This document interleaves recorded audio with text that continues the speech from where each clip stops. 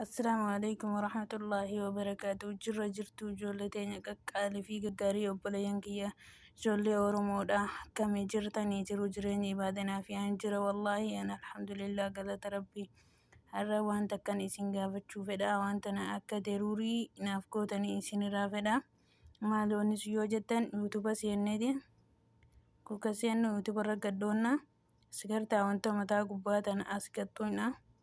Yeroo san jechuu hogguu as gattuudha. Maal goona Faaximaa ennaan Faaximaa lama ta'uu qaba akkanumatti Faaximaa ennaan deebii taa'uub akkana goonaan jedha. Hogguu goone irratti gaddoonna akkatti naa dhufaa. Hogguunni akkatti dhufe asirra gadhoottan. Hogguunni asirra gadhoottan viidiyoo na gadhiise jala seentan amma kanuma jala seennu jala seenneetuma asxuu namaaf waan godhee jiruuf jecha irraa deebi'eetiin isin garsiisa. Laalamma namni gariin yeroo godhe kanarratti taalaa kanaami gootaniiti bakka san gattuutaan kuchituutaan akkanni akkatti isinii ta'utti jechuu.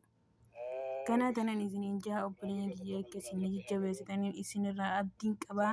Hedduun isin jaaladhaa. Eelaabii wallaahi onnirraa inshaallah waa hundaafuu humaan jettu khayrumaa fi akkasii waan kana waliif hirmaattanii na jajjabeessitan abdiin isinirraa qabaa. Hedduun isin jaaladhaa. Eelaabii.